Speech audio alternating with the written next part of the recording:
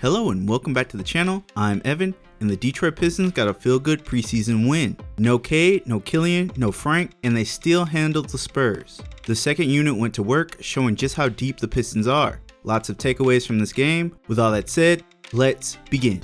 Jeremy Grant was in the zone last night because shooters were added to the roster. Teams have to guard Grant one-on-one, and he took full advantage of that, getting to the basket. There were moments where Grant was looking at defenders like barbecue chicken. This is what he gives us right now. In the post right now, we call that barbecue chicken. Barbecue chicken? That guy right there is too little. If he didn't score, he was drawing fouls, getting to the line.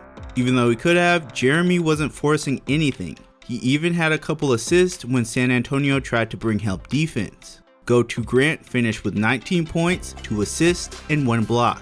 Everything has been going great for Jeremy. It's looking like his year. Just like Grant, another player that will shine even more now is Josh Jackson. With all these shooters, he was able to attack matchups he wanted, getting easy buckets in the paint and mid-range.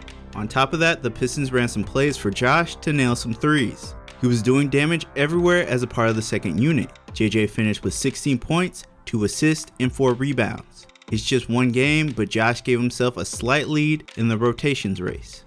Okay, ladies and gentlemen, Trey Lyles won this round. No trash can photoshops today. Lyles got his revenge on his former team as he couldn't miss from 3. Trey was a big part of that second unit that dominated the entire game. His floor spacing helped JJ and Hammy get good looks at the basket. He looked unselfish out there, moving the ball around to find better shots. Trey Lyles finished with 9 points, 3 rebounds, and 2 assists. Hope we get this version of Lyles throughout the year. One of the keys to victory I discussed before the game were turnovers. The Pistons last year had a tough time with them. During the first half of the game, it looked like that would be the case again. But things got better when Corey Joseph was on the floor. He played at a good pace and was the general the Pistons needed. Kojo had 0 turnovers and shot 70% from the field. No possessions were wasted with him on the floor. It was clear he was the driving force in most of the Pistons' offensive bursts. Kojo finished with 14 points and 6 assists. Solid numbers for the veteran point guard. Without Killian and Cade facilitating, the team would hurt in some areas. That went especially for the starters and mainly Isaiah Stewart. It's not that he struggled from the field, it's that he didn't get the ball. Stu was calling for the ball in the post and never got it. He only took 4 shots and never got into a rhythm on the offense. On the other side of the floor, Isaiah put in work as he led the team in rebounds and sent 2 shots to the shadow realm. Stu finished with 5 points, 8 rebounds, and 2 blocks. When MC and Kill return, Stu will have more looks to score. Until then, I hope the Pistons look to get him some post-ups. I don't care if it's just one game, Troy Weaver should win GM of the Year award for signing Kelly Olynyk. What didn't he do last night? Making things so much easier as he was a threat from downtown. Olynyk took advantage of the Spurs coverage and found easy lanes to the basket. Then on the flip side, he played great defense, igniting the fast break. Kelly O finished with 14 points, 6 assists, 2 steals, and 2 blocks. He did all the dirty work for the Pistons and made the bench unit look scary. With Frank Jackson out, the wing battle gets even more interesting. Hamidou Diallo made his case for one of the spots yesterday, with elite defense forcing turnovers and pushing the pace in transition. He was cold from 3, which is the shot he needs to make, but Diallo hustled on the boards, finishing second in rebounds behind Stu. Hammy finished with 9 points, 6 rebounds, and 2 steals.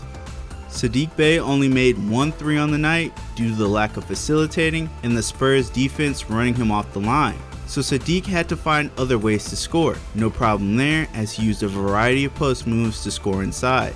These are the moves he worked on in Summer League. Now he has carried all that into preseason. Another big thing Bey brought from Summer League was rebounding. Stu needed some help in the paint and Saddiq answered the call.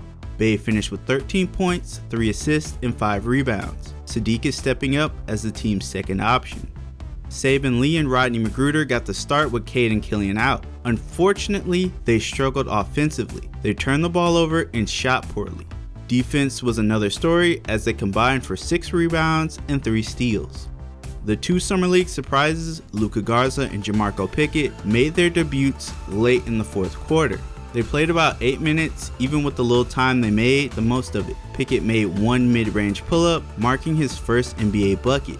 Garza wasn't shy when he got in as he went to work in the paint. The Spurs attacked him on defense and Garza responded with some rejections. Garzilla finished with 4 points, 2 rebounds, and 2 blocks. Casey said after the game, both Pickett and Garza will see more action next game. Personally, looking forward to that. The Pistons just keep on building good habits, and we are seeing the results of that. Grant and Bay are making things look easy, and the bench with the vets can change a game in an instant.